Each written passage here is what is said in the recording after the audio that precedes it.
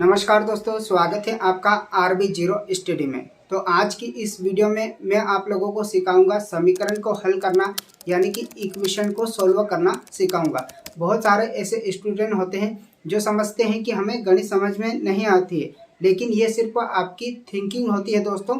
आपको गणित आती है, अगर आपको सही दिशा में समझाया जाए तो हर एक टॉपिक आपको समझ में आएगा। ठीक है, तो आज की इस वीडियो में मैं आपको समीकरण को हल करना यानी कि इक्वेशन को सॉल्व करना कंप्लीट सिखाऊंगा, एकदम जीरो लेवल से हाई लेवल तक। ठीक है, अगर आप इस वीडियो को देख लेते हो तो समीकरण को हल करना आप आसानी से सीख जाएंगे, ये मेरा आपसे दावा है। तो चलिए दोस्तों शुरू करते हैं। समीकरण को हल करने के दो ही बेसिक रूल होते हैं दोस्तों, वो बेसिक रूल आप समझ लीजिएगा, उसके बाद समीकरण को हल करना बहुत ही ईजी है। ठीक है, देखिए पहला नियम है कि प्लस और माइनस का आपस में रिलेशन होता है। प्लस वाला बराबर के इस तरफ जाएगा तो माइनस का हो जाएगा। ठीक है, और माइनस वाला बराबर के इस तरफ आएगा तो वो प्लस का हो जाएगा। ठीक है, यानी कि प्लस को पक्षांतर करेंगे तो माइनस बन जाएगा और माइनस को पक्षांतर करेंगे तो प्लस बन जाएगा। ठीक है, ये पहला नियम है। दूसरा नियम, गुणा का और भाग का आपस में रिलेशन होता है। गुणा को पक्षांतर करेंगे तो उधर जाके भाग में चले जाएगा और भाग को पक्षांतर करेंगे तो इधर आके गुणा में चले जाएगा। दो नियम आपको पता होना चाहिए, प्लस पक्षांतर करेंगे तो माइनस हो जाएगा और गुणा को पक्षांतर करेंगे तो भाग हो जाएगा। उसी तरह से उल्टा भी है, माइनस को पक्षांतर करेंगे तो प्लस बन जाएगा और भाग को पक्षांतर करेंगे तो गुणा बन जाएगा। और तीसरी बात ये भी आपको ध्यान रखनी है कि जो संख्या होती है उसको एक तरफ रखना है और जो अल्फाबेट वाला नंबर होता है जैसे x, y, z, इनको एक तरफ रखना है। संख्या एक तरफ और अल्फाबेट वाला पद एक तरफ। बस इन तीन चीज़ों को आपको ध्यान रखना है, फिर आपको समीकरण हल करना आसानी से समझ में आ जाएगा। तो चलिए हम सबसे पहले बेसिक समीकरण को हल करना सीखते हैं, जिससे आपको अच्छे से समझ में आएगा। ठीक है, देखिए x प्लस 2 बराबर 7, इसको हमें हल करना है। तो सबसे पहले क्या सोचेंगे हम कि संख्या एक तरफ करेंगे और जो भी अल्फाबेट वाला पद होता है उसको एक तरफ करेंगे। ठीक है, तो देखिए x को वैसा की वैसा रखेंगे हम यहाँ पर और संख्या एक तरफ करेंगे। किसके एक तरफ करेंगे? बराबर के एक तरफ करना है। ठीक है, तो यहाँ पर प्लस का 2 इधर है तो इसको हम इधर ले जाएंगे क्योंकि हमें संख्या एक तरफ करना है। तो बराबर के इस तरफ 7 वैसा की वैसा लिखा रहने देंगे हम। प्लस का 2 है, प्लस का 2 इधर से उधर जाएगा, पक्षांतर करेंगे तो वो माइनस में बन जाएगा, तो माइनस का 2 हो जाएगा। ठीक है, x बराबर 7 में से 2 घटाएंगे तो क्या बचेगा? 5 बचेगा। तो x बराबर आंसर कितना आ गया? x बराबर आंसर 5 आ गया। ठीक है, यहाँ पर हम प्लस वाला देख लिए, अब हम माइनस वाला समझते हैं। y माइनस 3 बराबर 10 है। ठीक है, तो y वैसा की वैसा लिखेंगे, बराबर 10 भी वैसा की वैसा यहाँ पर लिख देंगे। माइनस का 3 है, बराबर के इस तरफ जाएगा तो प्लस का 3 हो जाएगा, तो यहाँ पर हो जाएगा प्लस के 3। ठीक है, तो y बराबर कितना हो जाएगा? 10 प्लस 3 कितना हो जाएगा? 13, और यही हमारा आंसर आ गया। बहुत ही सिंपल होता है समीकरण को हल करना। अगर आप धीरे धीरे इस पूरे वीडियो को देख लेंगे तो कठिन से कठिन सवाल भी आप हल करना सीख जाएंगे।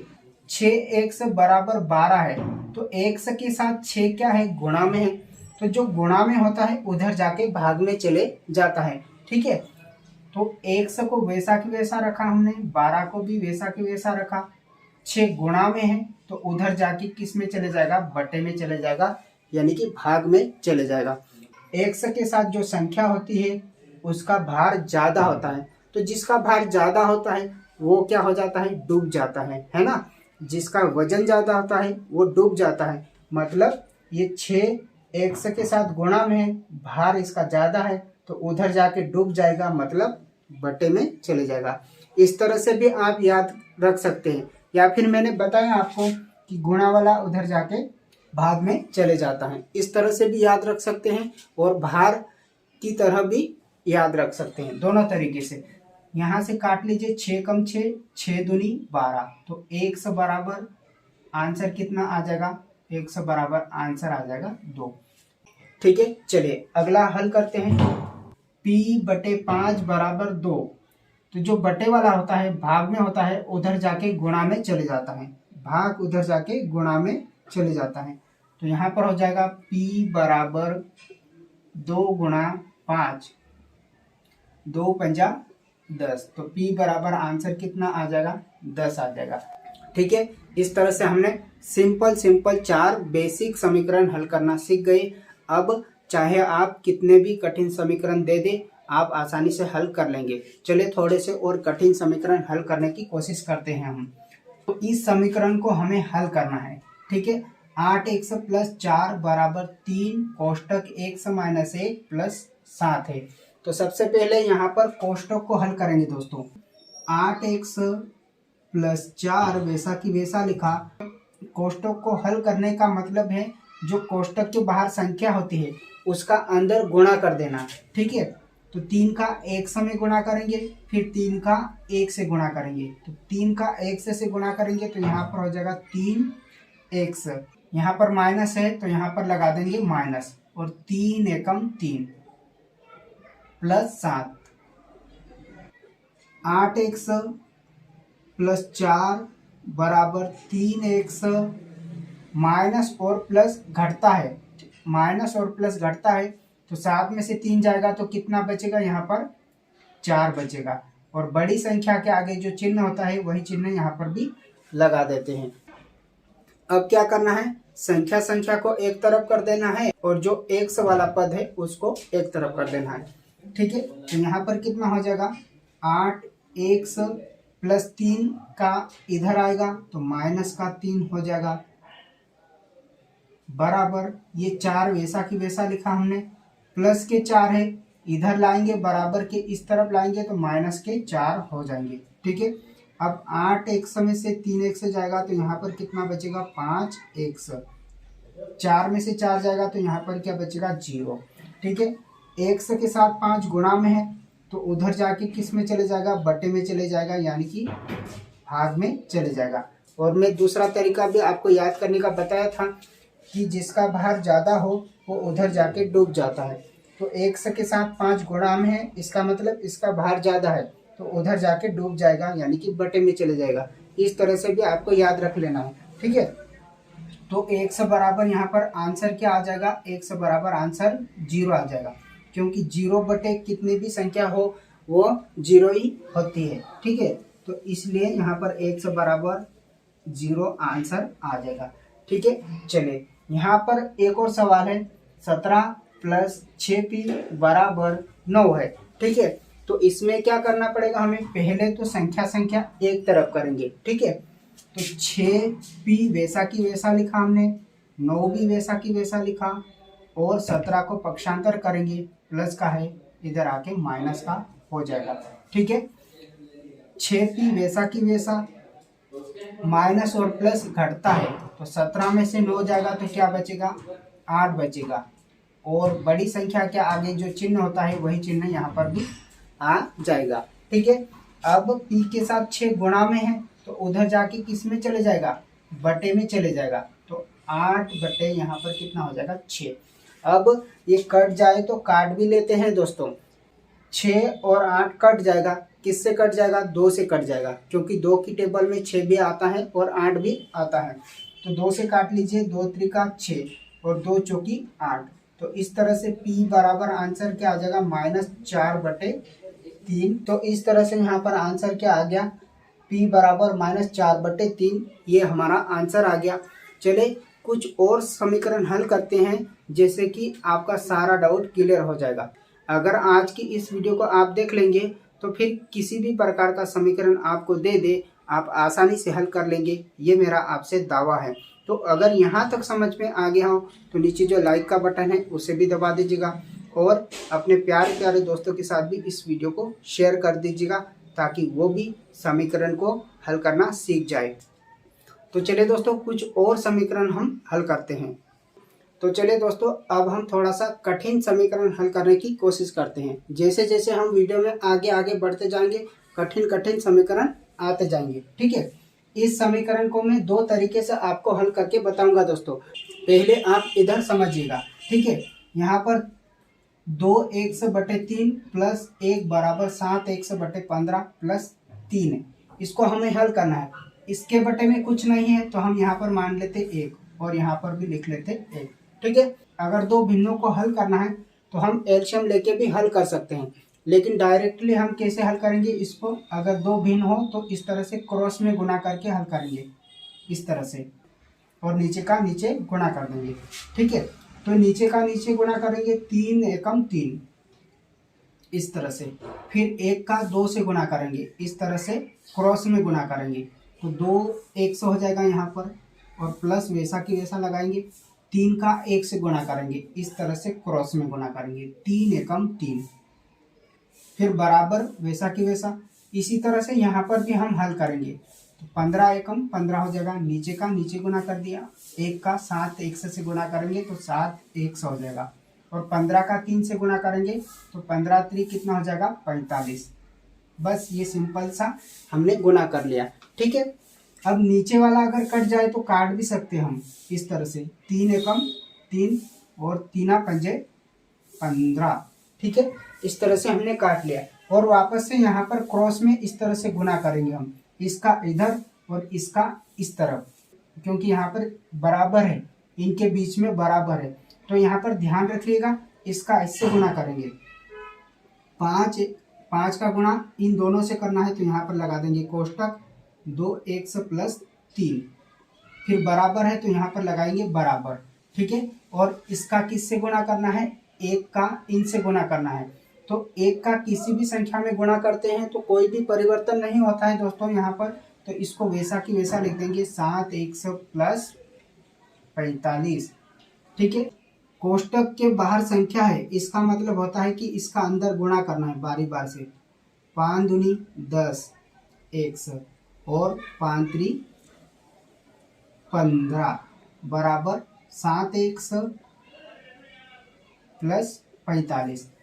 यहाँ पर संख्या संख्या एक तरफ कर लेंगे, और जो अल्फाबेट वाला पद होता है उसको एक तरफ कर लेंगे। ठीक है, तो अल्फाबेट वाला पद कहाँ पर है, यहाँ पर 10x है और यहाँ पर 7x है, तो 10x वैसा की वैसा लिखा। 7 को पक्षांतर करेंगे, प्लस का है, इधर आके माइनस का हो जाएगा, 7x। 45 वैसा की वैसा लिखा हमने। 15 को पक्षांतर करेंगे, प्लस का है, इधर आके माइनस का हो जाएगा, तो माइनस के 15 हो गए। अब इसमें से इसको घटा लेंगे, 10 माइनस 7 3x। ठीक है, बराबर वैसा की वैसा। 45 में से 15 जाएगा तो यहाँ पर कितना बचेगा, 30 बचेगा। x के साथ जो गुणा में होता है उधर जाके बटे में चले जाता है, भाग में चले जाता है, तो x बराबर यहाँ पर क्या आ जाएगा, 30/3।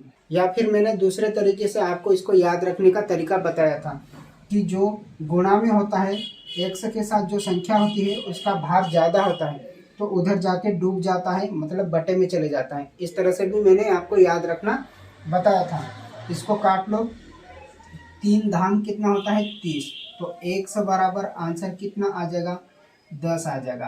तो इस तरह से स्टेप बाय स्टेप इस समीकरण को हल करते हैं। ठीक है, तो चलिए दोस्तों, अब हम इसको दूसरे तरीके से हल करना सीखते हैं। यहाँ पर क्या है, 2x/3 प्लस 1 बराबर 7x/15 प्लस के 3। ठीक है, इसको हमें हल करना है, तो यहाँ पर हम क्या करेंगे, इस तरह से तिर्यक में क्रॉस में गुणा नहीं करेंगे। क्या कर लेंगे, संख्या संख्या एक तरफ कर लेंगे, और जो x वाला पद है उसको एक तरफ कर लेंगे पहले ही। ठीक है, तो 2x/3 वैसा की वैसा लिख देंगे, इसको इधर पक्षांतर करेंगे, प्लस का है तो इधर आके माइनस का हो जाएगा, 7x/15 बराबर 3 वैसा की वैसा लिखेंगे, और प्लस का 1 है, उधर जाके माइनस का 1 हो जाएगा। ठीक है, अब यहाँ पर हम इस तरह से क्रॉस में गुणा कर लेंगे। ठीक है, नीचे का नीचे और इसका इधर और इसका इधर गुणा कर लेंगे। तो यहाँ पर गुणा करिए, 15 3 कितना होता है, 45, 15 का 2 से गुना करेंगे, 15 दूनी 30 एक्स, माइनस का माइनस वैसा लिखेंगे, 3 का 7 से गुना करेंगे, 3 7 21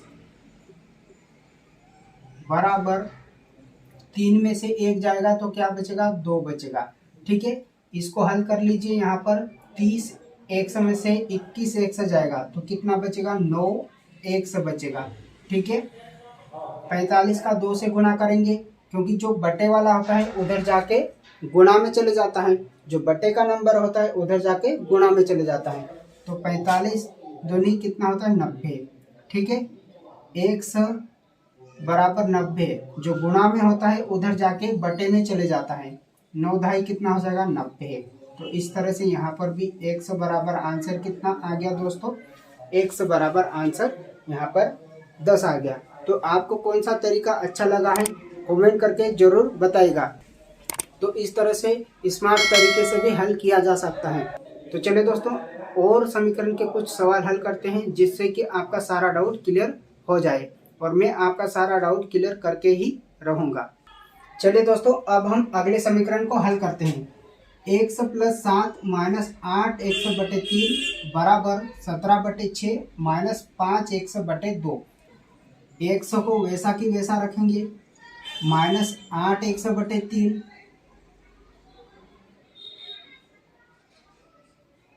माइनस 5 एक्स बटे 2 बराबर के इस तरफ लाएंगे तो यहाँ पर क्या हो जाएगा, प्लस के 5 एक्स बटे 2 हो जाएगा। ठीक है, बराबर 17 बटे 6 वैसा की वैसा रखेंगे, और प्लस का है इधर आएगा तो माइनस का हो जाएगा, माइनस का 7 हो जाएगा।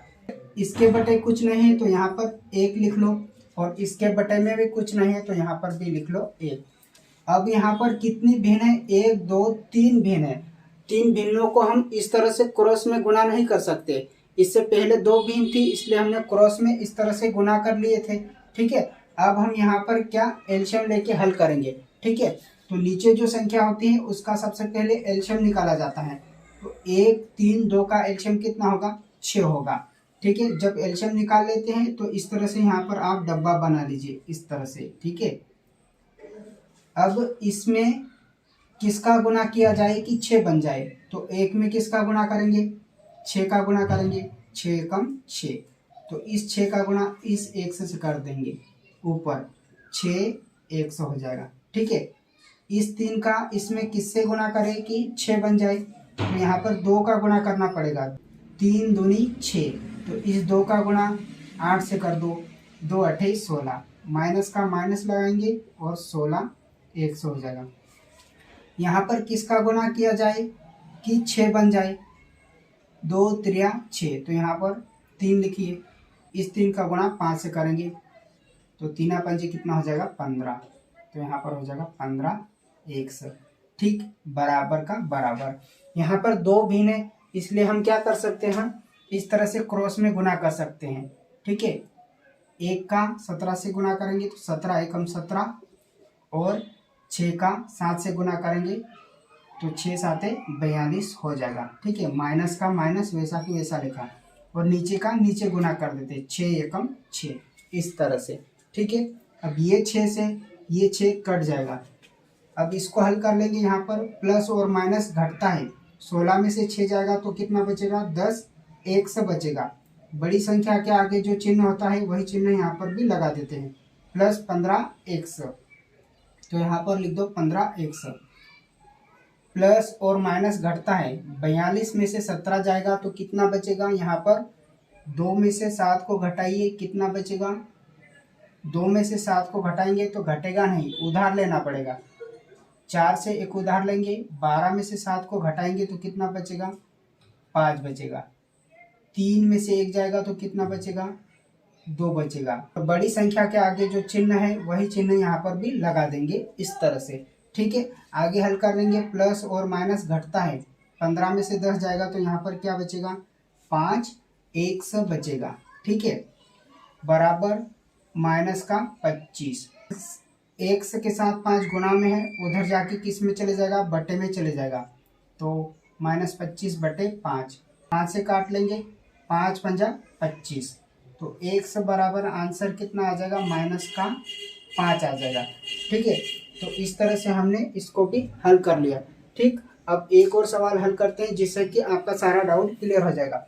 देखिए n/2 minus 3n/4 plus 5n/6 बराबर 21 है। यहाँ पर देखिए जो अल्फाबेट वाला पद है सभी की सभी एक तरफ है और संख्या संख्या एक तरफ है, तो आसानी से यहाँ पर क्या करना पड़ेगा, हमें एलसीएम निकालना पड़ेगा। 2, 4 और 6 का एलसीएम कितना आएगा, 12 आएगा। अगर आपको एलसीएम निकालते नहीं आता है तो मैंने और भी एलसीएम निकालने की बहुत सारी वीडियो बना रखी है जिन्हें आप देखकर एलसीएम निकालना भी सीख सकते हैं। ठीक है, तो चलिए यहाँ पर 2, 4, 6 का एलसीएम कितना आ गया, 12 आ गया। अब क्या करेंगे, यहाँ पर इस तरह से बॉक्स बना लेंगे, इस तरह से डब्बा बना लेंगे। इस डब्बे में क्या रखें कि गुणा करने पर 12 आ जाए, तो 2 का 6 से गुणा करेंगे तब कितना होगा, 12 होगा। ठीक है, तो इस 6 का गुणा इस n से कर देंगे तो यहाँ पर कितना हो जाएगा, 6n हो जाएगा। माइनस है तो यहाँ पर माइनस लगा देंगे। इस डब्बे में क्या रखें कि गुणा करने पर 12 बन जाए। ठीक है, 4 का 3 से गुणा करेंगे तब कितना होगा, 12। तो यहाँ पर 4 3 12। अब इस 3 का गुणा इस 3 से कर देंगे, 3 3 का 9, तो यहाँ पर हो जाएगा 9n। ठीक है, इस डब्बे में क्या रखें कि गुणा करने पर 12 बन जाए, तो क्या रखना पड़ेगा, 2, है ना। तो 2 का गुणा इस 5 से कर देंगे, 2 5 10, तो 10n हो जाएगा बराबर 21। ठीक है, अब यहाँ पर इसको हल कर लेंगे। माइनस प्लस क्या होता है, घटता है। 9n में से 6n जाएगा तो कितना बचेगा, 3n बचेगा। बड़ी संख्या के आगे जो चिन्ह होता है वही चिन्ह यहाँ पर लगा देते हैं इस तरह से। प्लस 10n वैसा की वैसा लिखेंगे। 12 उधर गुणा करेगा, बटे में है तो गुणा करेगा। ठीक है, तो 21 गुणा कितना हो जाएगा, यहाँ पर 12 हो जाएगा। ठीक, इसको और हल कर लीजिए। प्लस और माइनस घटता है, 10 में से 3 जाएगा तो कितना बचेगा, 7n बचेगा। इसी तरह से अब यहाँ पर 21 का 12 से गुणा मत करिएगा, अगर गुणा करेंगे तो ज़्यादा टाइम लगेगा। आगे ये आसानी से हल हो जाएगा। 21 गुणा यहाँ पर कर लीजिएगा 12, n के साथ गुणा में है तो उधर जाके किस में चले जाता है, बटे में चले जाता है। 21 गुणा 12 बटे 7, 7 से 21 कट जाएगा कितनी बार में, 3 बार में। 7 3 21, 12 से गुणा करेंगे तो कितना हो जाएगा, यहाँ पर n बराबर 12 3 36। तो इस तरह से आंसर कितना आ जाएगा, n बराबर 36 हमारा यहाँ पर भी आंसर आ गया। तो इस तरह से प्यारे दोस्तों समीकरण को हल किया जाता है, इक्वेशन को सॉल्व किया जाता है। ठीक है, अगर आपको समझ में आया हो तो नीचे जो लाइक का बटन है उसे भी दबा दीजिएगा और अपने प्यारे प्यारे दोस्तों के साथ भी इस वीडियो को शेयर कर दीजिएगा ताकि वो भी समीकरण को हल करना सीख जाए। और चैनल पे नए हैं तो चैनल को सब्सक्राइब भी कर लीजिएगा। तो मिलते हैं अगली वीडियो में, तब तक के लिए जय हिंद, वंदे मातरम।